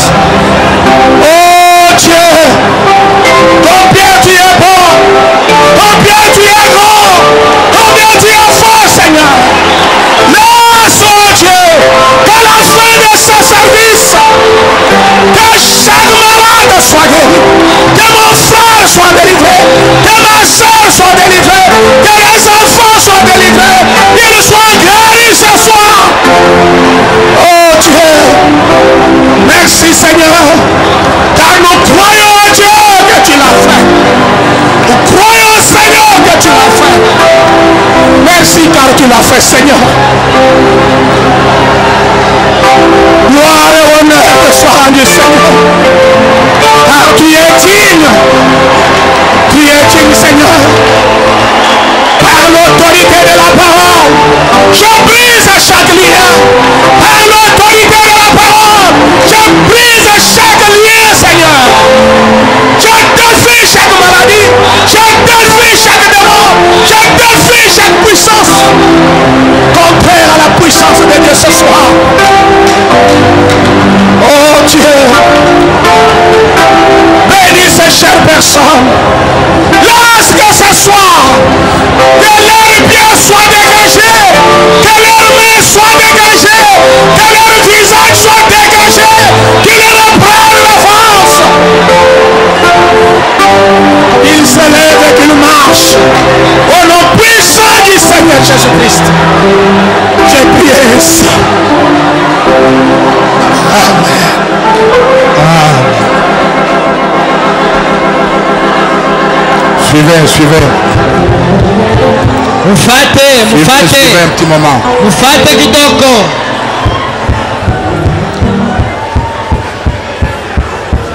Je vais juste dire quelques petits mots.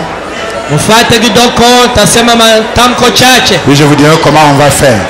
Na nionyeshe jinsi gani tutafanya. On n'a pas encore fait l'appel à l'hôtel, c'est très important. Atuyalike bantu kwa madhabahu. Suivez cette Ya bei prière. sana.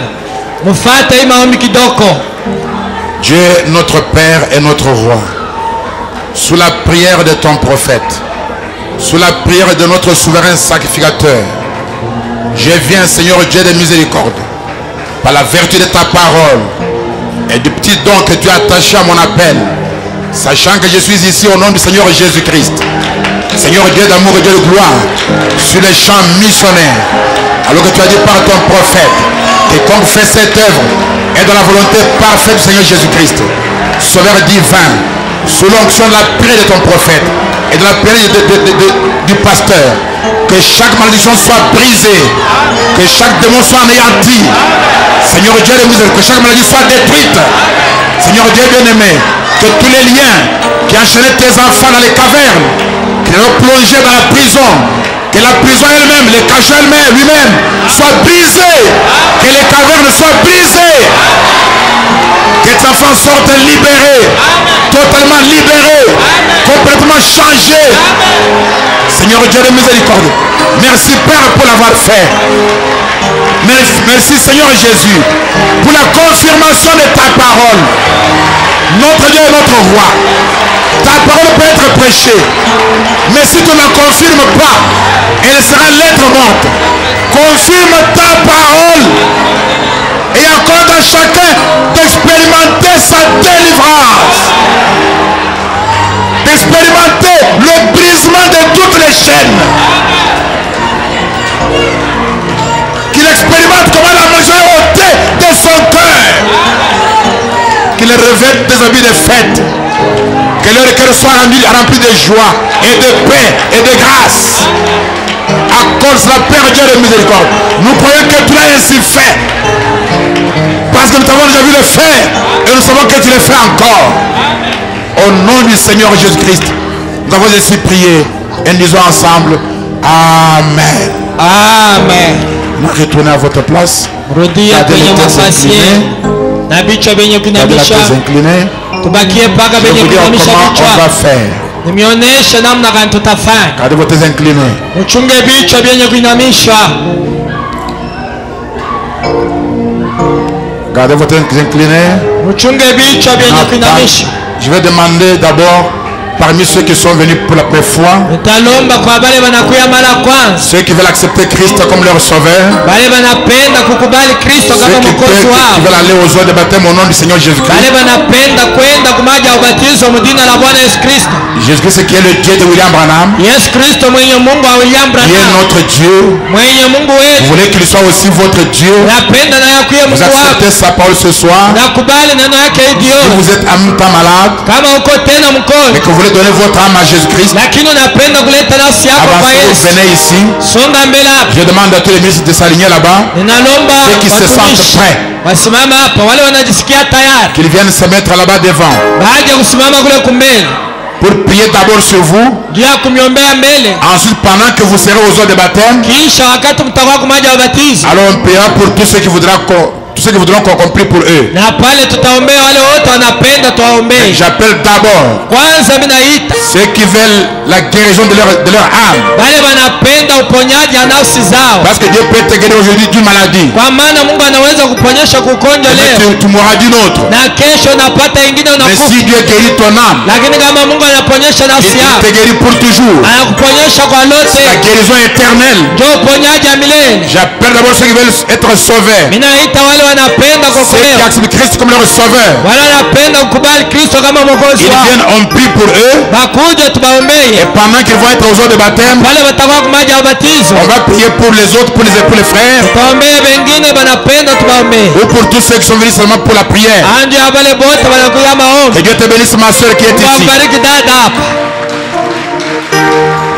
Veuillez vous lever. Dieu bénisse encore ma soeur. Simama, Mungu akubariki tena dada. Vous qui acceptez Christ comme votre sauveur, Ya wewe mwenye kukubali Kristo kama mwokozi wako, qui voulez être sauvé, unapenda kuokolewa, qui voulez suivre cette parole, unapenda kufuata hii qui voulez neno, vous engager dans cette voie. unapenda kuingia mwinjia. Que Dieu te bénisse, mon frère. Mungu akubariki ndugu yangu. Veuillez vous lever Simama et venez ici à l'hôtel. na kuja huko kumbele. N'hésitez pas. Hapana kusita. Dieu bénisse, mon frère. Mungu akubariki ndugu yangu. Pendant qu'on va prier pour vous, Wakati tutamiombea et vous allez aux eaux de baptême, na mtenda kumaji ya on va prier ubatizo, pour tous les autres. tutaombea wengine wote. Dieu bénisse ma soeur. Mungu akubariki Dieu dada. bénisse mon frère. Mungu akubariki Dieu ndugu. bénisse ma soeur qui Mungu vient. akubariki dada ule kuna Veuillez kuja. vous avancer ici. Songa mbele hapa. Dieu bénisse ma soeur. Mungu akubariki Et dada. ma soeur là-bas. Hata dada Et ma kuna. soeur ici. Na dada hapa. Et mon frère qui vient Na par là. ndugu kule ngambo. Où que vous soyez. Hata kama uko Et hapa. acceptez Christ comme votre sauveur. Kubali Kristo kama mwokozi Dieu wako. bénisse mon frère. Mungu akubariki ndugu yangu. Dieu bénisse ma Mungu soeur. akubariki dada. Qui voulez donner votre âme à Napenda Jésus-Christ. kuleta nafsi yako kwa Yesu Kristo. Kristo. Même si vous êtes aussi malade, Hata kama uko on va mgonjwa, prier pour vous. Dieu bénisse ma soeur. napaswa kuombea. Mungu Dieu akubariki bénisse mon dada. frère. Mungu akubariki ndugu. Dieu bénisse ma soeur. Mungu akubariki Dieu dada. bénisse ma soeur. Mungu akubariki Dieu dada. bénisse ma soeur. Mungu akubariki dada. Veuillez vous avancer. Songa mbele. N'hésitez pas. Hapana Aujourd'hui kusitasita. c'est votre jour. Leo ni siku Dieu yako. bénisse ma soeur. Mungu akubariki dada. Dieu bénisse mon frère. Mungu akubariki ndugu. Veuillez vous avancer ici. Songa mbele hapa. Donnez votre âme à Jésus-Christ. Leta nafsi yako kwa Yesu À Kristo. ce Jésus qui vous aime, Kwa maana Yesu anakupenda. qui veut vous délivrer, Anapenda kufungua. qui veut vous sauver. Anapenda Dieu kuokoa. bénisse mon frère. Mungu akubariki ndugu. Dieu bénisse ma soeur. Mungu akubariki dada. Dieu bénisse encore mon Mungu frère. akubariki tena ndugu. Quelqu'un d'autre voudrait il s'ajouter? Mwingine anaweza kuongezeka. Où que vous soyez, Hata kama uko wapi. là-bas dehors, Pale nje. ou ici là dans le bâtiment, ou là-bas au balcon, Au kule yulu. où que vous soyez, Hata kama uko wapi. qui voulez donner votre vie à Jésus Napenda kuleta maisha yako kwa Yesu Kristo. pour suivre la voie de ce message, Juu ya kufuata njia ya ujumbe. pour en prendre davantage. Juu ya kujulisha zaidi. Veuillez vous avancer. Naweza kusonga mbele. William Branham n'est pas notre Dieu. Abraham ana Mungu wako. Il a dit lui-même Anasema yeye que mwenyewe Satan ne reconnaîtra pas son nom, kwamba shetani asitatambua jina mais lake. Satan reconnaît le nom de Jésus. Shetani atambua jina la Yesu Kristo. C'est dans ce nom que nous vous Ndani ya baptisons. ile jina tunabatiza. Quelqu'un d'autre Mwingine qui voudra donner sa vie à mwenye Christ, anapenda kuleta maisha yake même kwa s'il est aussi malade, hata kama yuko mgonjwa il dit pia on prie d'abord pour eux. anakuja tumwombea mbele. Et pendant qu'ils seront aux eaux de Na baptême, wakati watakuwa kumanya ubatizo, on va prier pour tous les autres qui vont compris. tutaombea wengine wanapenda bénisse ma tuombee. sœur. Mungu akubariki dada. Y en a-t-il encore quelqu'un? Eti kuna mwingine Quelqu'un d'autre qui est là, mwingine yuko qui pale est en train d'hésiter? mwenye yuko na sita sita. Venez rapidement, n'hésitez pas. Kuja kwa haraka, hapana kusita sita. Aujourd'hui c'est ton jour. Leo ni siku yako. Toi-même tu as expérimenté quelque chose. Wewe mwenyewe unaonja kitu fulani. Tu sais ce que cette réunion t'a fait. Unajua kile nafsi yako Dieu inakufanya. bénisse mon frère. Mungu akubariki ndugu. Dieu bénisse mon frère. Mungu akubariki ndugu. Toi-même tu sais Wewe ce qui mwenyewe s'est passé. unajua kile kinatendeka. Dieu bénisse mon frère. Mungu akubariki ndugu. Pourquoi tu vas hésiter? Yaani utasita Et sita. jusqu'à quand vas-tu traîner? Hata na wakati gani utakawia. On prie pour toi sans argent. Tunakombea bila fedha. C'est gratuitement que vous avez été vendu. Ya bure ndio balikujishwa. Ce n'est pas un prix d'argent que vous serez racheté. Haina kwa bei ndio Dieu utakombolewa. bénisse mon frère. Mungu akubariki ndugu. Dieu bénisse mon frère. Mungu akubariki ndugu. Avancez-vous vers ici. Songa mbele huko. Homme ou femme, Mwanaume ama mwanamke. fille ou garçon, Binti au qui kijana. veut donner sa vie à Jésus-Christ, Anapenda kuleta maisha yake kwa à Yesu ce Kristo. Christ merveilleux. Au Kristo mwema. Dieu bénisse mon frère. Mungu akubariki Dieu ndugu. bénisse ma soeur. Mungu akubariki dada. Dieu bénisse ma soeur. Mungu akubariki Dieu dada. bénisse ma soeur. Et ma soeur là-bas. Et ma soeur là-bas. Dada mwingine. Dieu vous bénisse. Abariki. Dieu bénisse mon frère. Mungu akubariki ndugu. Veuillez vous avancer. Songa mbele. Ce Christ merveilleux Huyu Kristo mwema qui est devenu malédiction à ta place, mwenye alikuwa laana kwa nafasi yako, qui a pris ta place dans la mort, mwenye alichukua nafasi yako mulufu, il est devenu malédiction alikuwa laana. pour que toi tu sois bénédiction. Wewe Dieu te baraka. bénisse mon frère. Bariki ndugu. Avance-toi vers ici. Songa mbele huko. Même si tu es là dehors, Hata kama uko si hivi, tu es au balcon, Dieu bénisse hata ma kama soeur. uko yulu, Mungu akubariki dada. Où que tu sois, Hata kama uko Dieu wapi, bénisse mon frère. Mungu akubariki ndugu. Avance-toi vers ici. Songa mbele huko. On va prier pour toi. Nagombea. Et tu vas aller aux eaux de baptême. Tenda kumaja Je ubatizo. voudrais vous donner un témoignage. Napenda mpatie Nous ushuhuda. étions quelque part. Ulikuwa nafasi Où moja nous avons apporté le même Christ. penye tulileta Kristo moja Le même moja. évangile. Injili moja moja. Une femme folle, Mwanamke wa mazimu sale et puante, mwenye uchafu na a wakudumu répondu à l'appel à l'autel. alijibu kwa madhabahu. Dieu bénisse mon frère. Wabariki ndugu. Dieu bénisse ma soeur. Wabariki Et dada. ma soeur là-bas.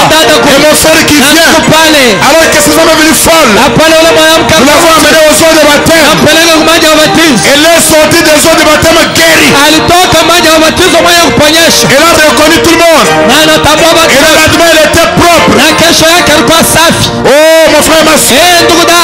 en obéissant à la parole, Wakati uko na tiku tu nene. sais pas ce que Dieu peut faire pour Ajua toi. kila Mungu anaweza kufanyishia. Il est écrit, Imeandikwa. prêchez l'évangile à tout le monde. Kwa watu wote. Celui qui croira Ataminia. et qui se fera Na baptiser, yule atabatizwa il sera sauvé. ataokolewa.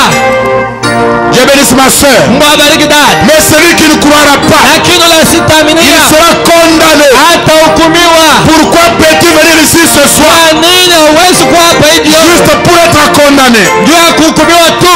Pourquoi peux-tu venir ce Kwa nini soir? unaweza kuwa hii magharibi? Il aurait été mieux pour toi Ilikuwa vizuri kwako de ne pas être venu. ubakie hata. Dieu bénisse mon frère. Mungu abariki ndugu. Mais tu es venu, Lakini tu unakuwa as entendu nasikia et tu es convaincu. na unahakikishia Rejeter ça, kukatala hii, c'est rejeter la grâce de Dieu. kukatala neema ya Mungu, La grâce qui coule encore. neema yenye kubariki. qui cherche encore cette précieuse âme. Yeye ngali natafuta hii nafsi ya Dieu Abeli. bénisse mon frère. Mungu akubariki ndugu yangu. Où que vous soyez, Hata kama uko wapi, n'hésitez pas. hapana Homme kusita. ou femme, Mwanaume mwanamke, peu importe votre âge, hata kama umri yako même si ya vous êtes diacre quelque hata kama part, uko shemasi mkanisa même yako, si vous êtes pasteur, hata kama uko mchungaji nous avons mkanisa déjà yako, accès des pasteurs et des diacres. hapa tuna mambo ya pastora wa Dieu bénisse shemasi. mon frère. Mungu abariki ndugu. Avance-toi vers ici, ma Songa mbele soeur. hapo dada.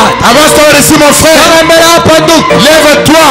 Amka. Si tu ne peux pas vaincre la chaise où Kama tu es assis, huwezi kushinda ile kitu unaikalia, comment vas-tu vaincre le diable? je utashinda shetani? Si tu ne peux pas vaincre la chaise Kama huwezi kushinda kiti sur laquelle tu es assis, yenye unaikalia, tu ne peux pas vaincre la chaise. hauwezi kushinda Tu ne kiti, peux pas t'élever. hauwezi Tu ne kusimama, peux pas avancer. hauwezi Tu ne kuya, peux pas accepter ce hauwezi kukubali qui ukristo t'a apporté ce soir mwenye anakuletea pour le salut de ton ya âme, wokovu ya pour nafsi la yako, guérison de ton ya corps, uponyaji wa mwili pour wako, ta délivrance ya totale. fungulivu yako yote. Pourquoi vas-tu hésiter Jua nini utasita et manquer cette occasion? na kukosa hii bahati? Et vous avancez ici Songa mbele huko avant que j'appelle l'homme de Dieu kabla mimi kuita mtumishi wa pour Mungu. prier pour vous, Hivi bamiombee vous imposant les mains. mkumwekea Dieu mikono. bénisse mon frère. Mungu akubariki ndugu Et yangu. en prononçant une courte prière, Na mkutamka maombi au mafupi nom de Jésus, katika jina la je Yesu. te délie.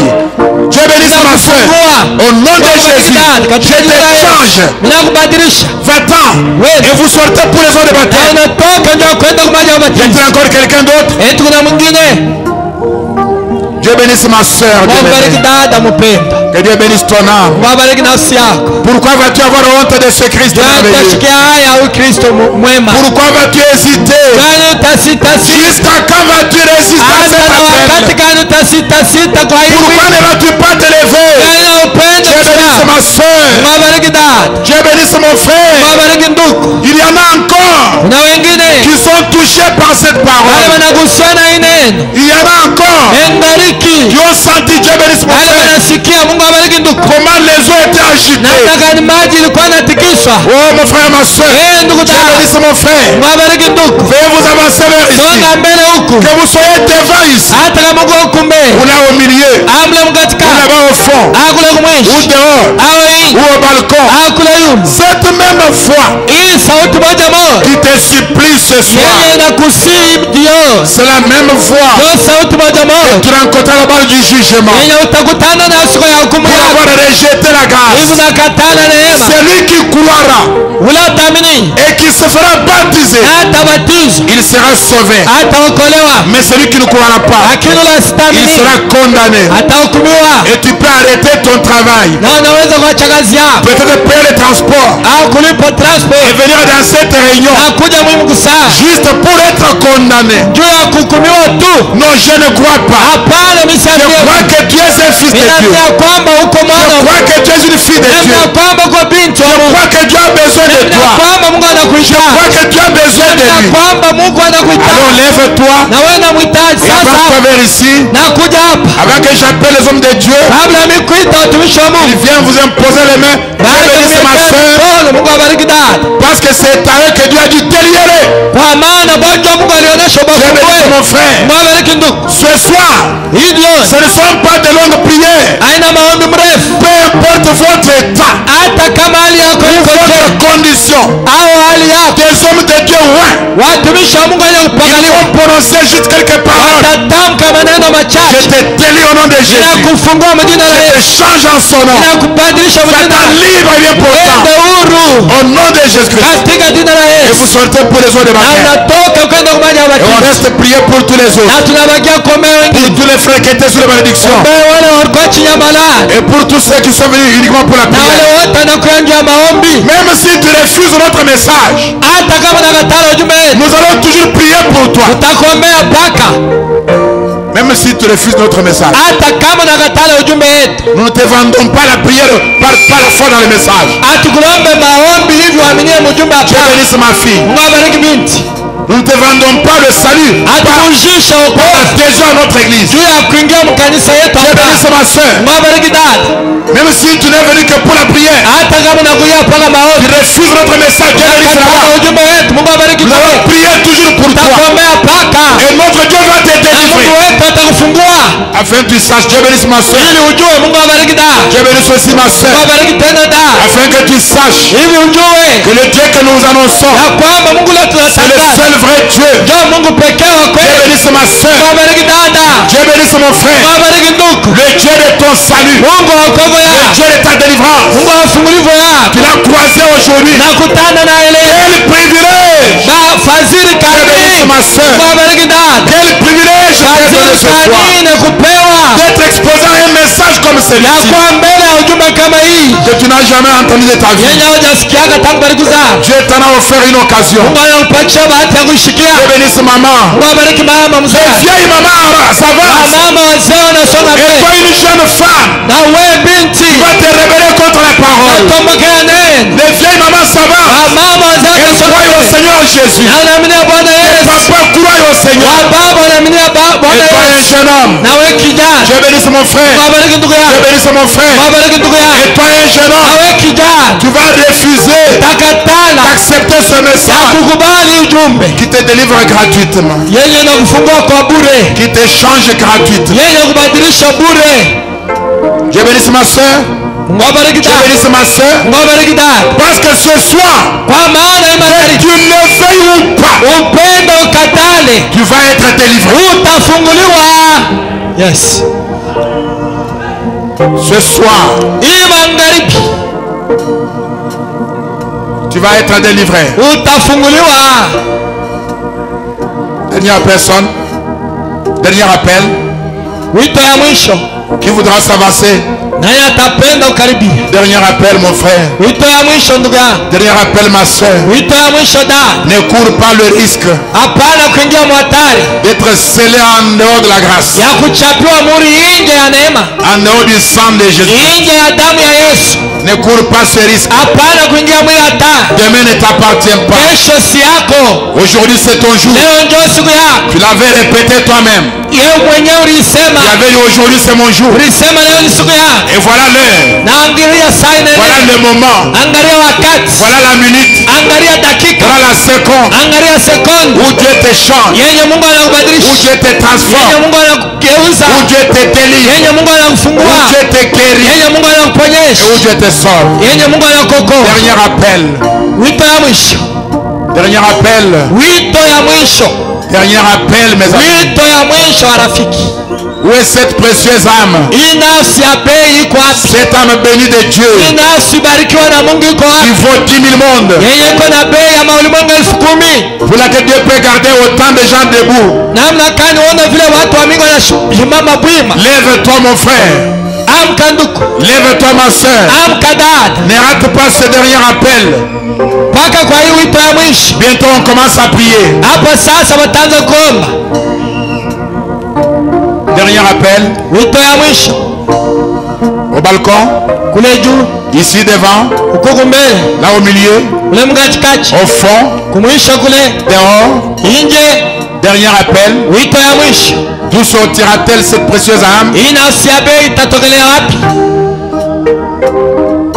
Cette âme bénie Hii nafsi barikiwa qui ne veut pas manquer cette grâce. yenye haipende kuposa hii neema D'où sortira-t-elle? itatokelea wapi?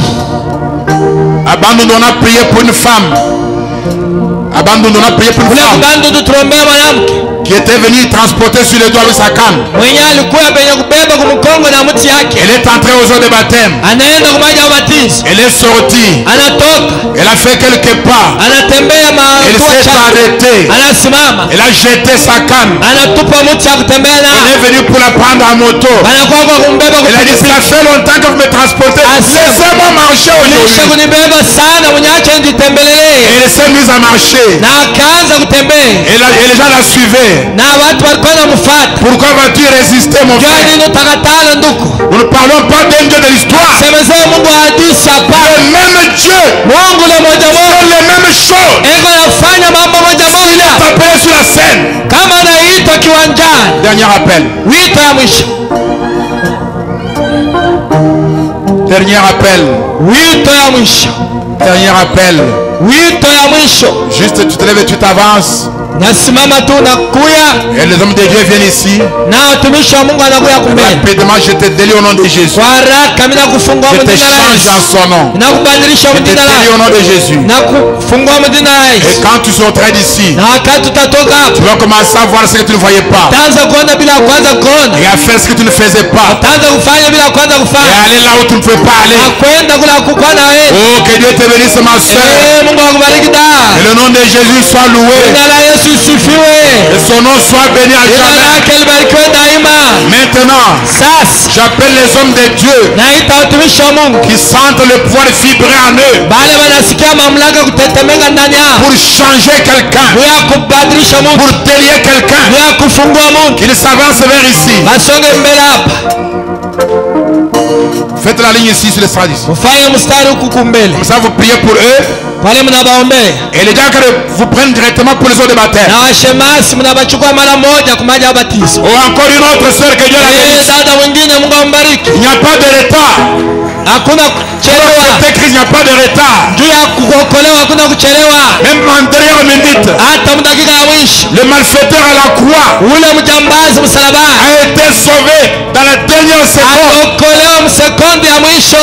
Oh mon frère et ma soeur, Ndugu da, n'hésite pas. hapana kusita sita. Pendant qu'on va chanter Wakati wataimba très doucement, chini sana muziki, presque à mi-voix, karibu sauti le grand kipande. médecin est ici maintenant. Munganga mkubwa yuko hapa Et sasa, on va vous imposer les mains. na batamiekea Dieu mikono. bénisse mon Mungu frère. akubariki ndugu yangu, On va vous imposer les mains. batamiekea mikono. Pendant ce temps, Huyo wakati si tu es là pendant qu'on est en train de prier, kama uko pale hapo beko naomba, Dieu bénisse ma soeur. Mungu akubariki da, Et que tu sentes cette conviction dans ton cœur. na unasikia hii hakikisho Dieu moyoni mwako. bénisse ma soeur. Mungu akubariki dada, Et que tu sentes que Dieu te convainc. na unasikia kwamba Mungu Comme il anakuhakikisha est encore en train de traiter avec les âmes. ile ingali naenda kutumika na nafsi Il nyingine, est encore en train de traiter avec les âmes. yeko naenda kusungumza na manafsi Pendant nyingine. ce temps, Huyo wakati Dieu bénisse ma soeur. Mungu akubariki dada, Dieu bénisse ma soeur. Mungu akubariki dada, Dieu bénisse mon Mungu frère. akubariki ndugu. Pendant ce temps, Huyo wakati si Dieu traite encore avec toi, kama Mungu ingali nasungumza na wewe, n'hésite pas. hapana kusita Avance-toi sita. ici. Dieu bénisse ma Songa soeur. mbele hapo, Mungu akubariki dada. Oh, que Dieu soit béni. Mungu abarikiwe. Le nom du Seigneur soit loué. Jina la Bwana lisifiwe. Pendant ce temps, Huyo wakati si Dieu vous convainc, kama Mungu anakuhakikisha, levez-vous de vous-même simama wewe moya, et avancez-vous vers ici. nasonga mbele huko. Et que les diacres soient prêts Washemasi wakuye pour tayari vous conduire aux eaux de baptême. na kunipeleka kwa maji ya batizo. Grand médecin est ici maintenant. Anga Mungu weko hapa sasa. Jésus-Christ le Yesu compatissant. Kristo mwenye huruma, Très doucement, kwa upole sana, pendant que le Saint-Esprit traite avec wakati le Roho cœur des Mtakatifu gens. anaenda kuzungumza na mioyo ya watu, Très doucement, kwa upole sana, pendant que le Saint-Esprit traite avec ses wakati chers Roho Mtakatifu enfants. yuko anazungumza na watoto Pendant qu'il wake, traite encore avec quelqu'un. wakati ngani nazungumza na mtu Dieu bénisse mwingine. ma soeur. Mungu abariki dada pa, Pendant qu'il traite encore avec ses wakati ngani enfants. nazungumza na watoto wake, Très doucement. kwa upole Le sana. grand médecin est ici. Mganga Mungu weko hapa, Le grand Jésus le compatissant. Yesu Kristo wa huruma, Et vous, l'église qui est là-bas, na mwe kanisa kule ngao, priez dans votre cœur. muombe ndani ya Dieu mioyo yenu. bénisse ma soeur. Mungu akubariki dada, Priez silencieusement muombe kwa pole, pour que Dieu oigne les hommes de Dieu. ili Mungu apakane watumishi wake. Et que Dieu bénisse mon frère. Mungu abariki ndugu, Et que Dieu oigne ses enfants de foi na Mungu apakane watoto wake kwa imani, pour qu'ils croient cette prière. ili baaminie hii maombi. D'ailleurs, Kwanza au nom du Seigneur katika jina Jésus-Christ, la Yesu Kristo, je brise toute l'incrédulité. ninavunja kutokuamini Dieu kote. bénisse mon Mungu frère. abariki ndugu, Je brise chaque doute. ninavunja kila shaka, Je brise chaque hésitation. ninavunja kila kusitasita, Brise chaque incrédulité. ninavunja kila kutokuamini. Que l'esprit de foi Roho ya imani vienne planer sur l'auditoire. iwe yule wa makutano, Que les anges de Dieu na malaika wa Mungu descendent par milliards ashuke katikati yao, pour oindre de foi ses pia enfants. kupakana imani watoto yake, Pour qu'ils soient déliés. ili wafunguliwe, Pour qu'ils soient dégagés. ili waachiliwe, Pour qu'ils soient changés. ili wabadilishwe. Le grand médecin est ici maintenant. Mganga Mungu weko hapa sasa, Homme de Dieu, watumishi wa Mungu, pour les enfants de Dieu. ombea watoto wa Mungu sasa, Déliez-les. wafungue, Changez-les. mwabadilishe Et laissez-les aller bien portant. na mubache kwenda katika afya.